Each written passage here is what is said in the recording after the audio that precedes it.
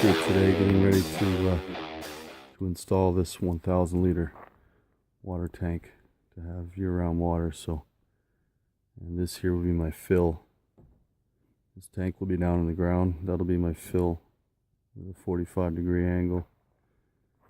And I got the hole drilled there, my foot valve, and 3/4 poly pipe that'll go down into the tote. And I'm hoping the RV pump will pump it okay. So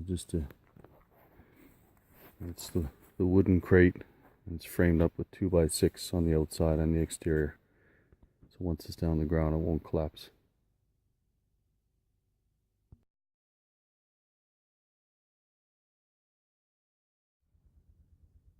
This is where the tank is going in the ground, and it'll be about 6 feet down, and it'll probably be about 3 feet of soil on top of it. So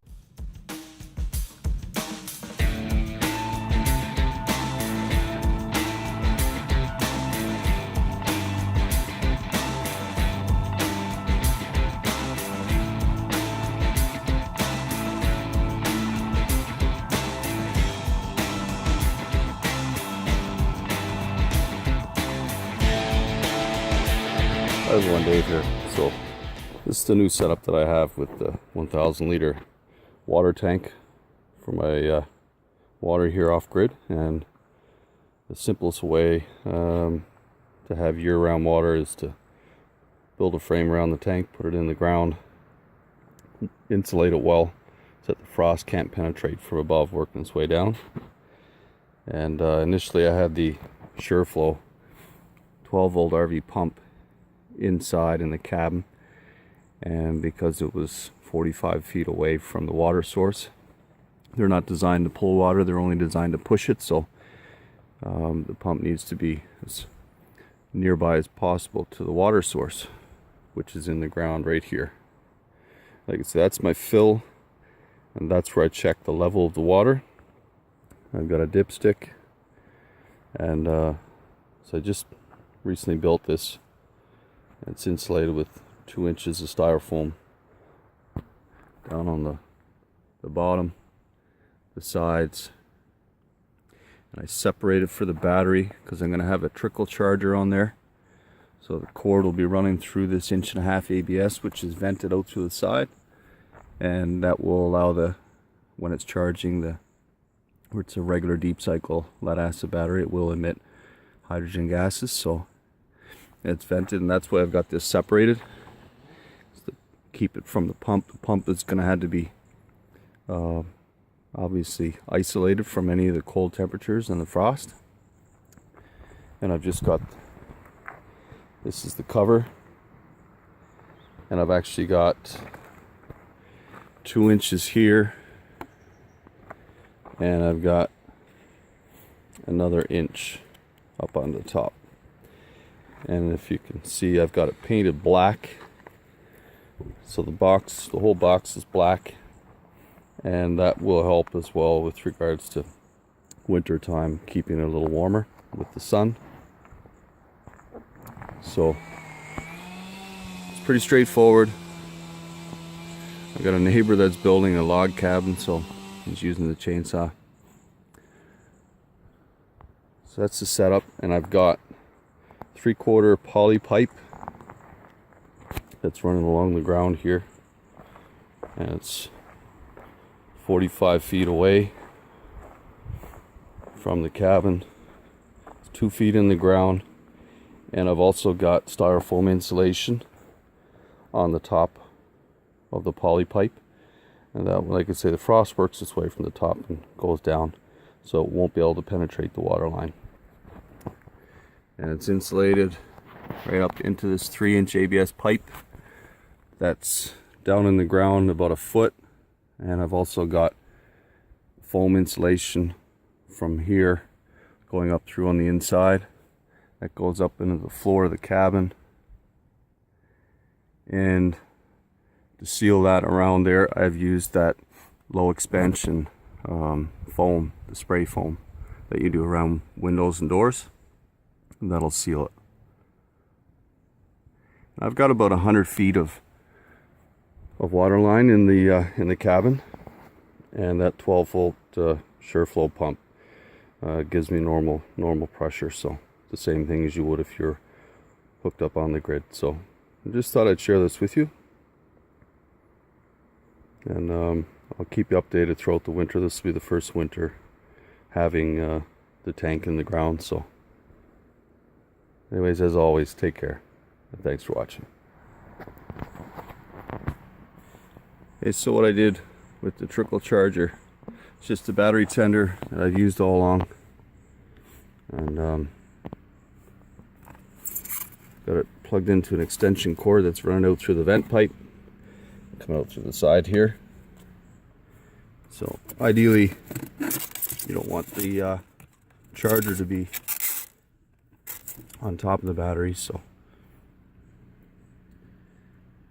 and that's the setup there. And the extension cord that I've got running out, I can tie that into my source of power. So, and if I haven't already shared, this is my fill here.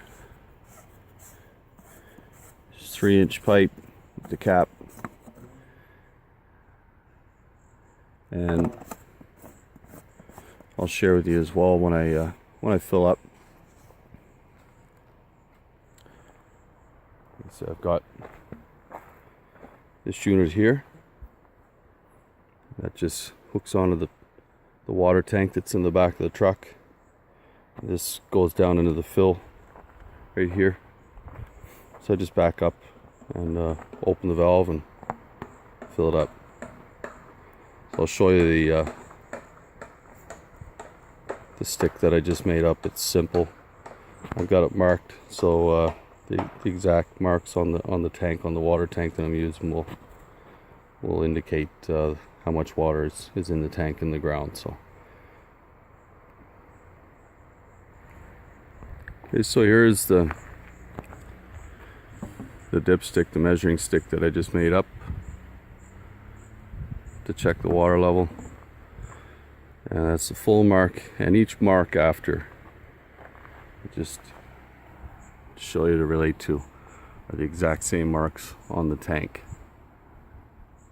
So that way, when I am filling up, if I know that the tank in the ground is showing to here, then I know approximately how much water can go in, so I don't overfill the tank in the ground. It's pretty straightforward. So I just thought I'd share that.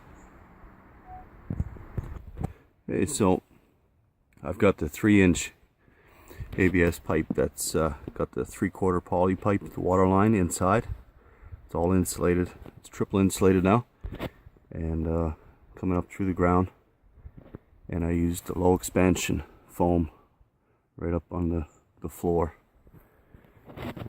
All we've got left to do is put the skirting back on in place here, and that's it. So hopefully we won't have any freeze ups this winter. So here I am filling up the tank that's in the ground.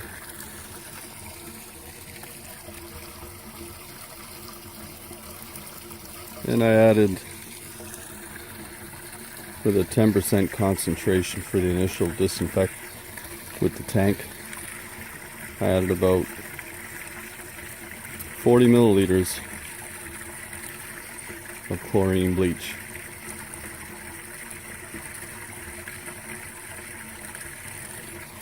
It was actually a 5% concentration, so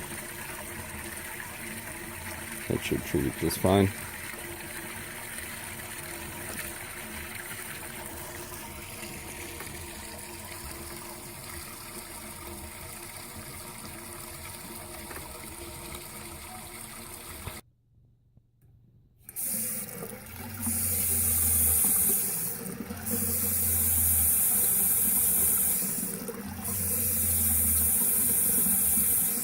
So here we have our new water tank in the ground, and it's running just fine.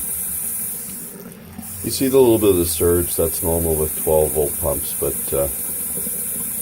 it runs the hot water on demand just fine, and I've got plenty of pressure.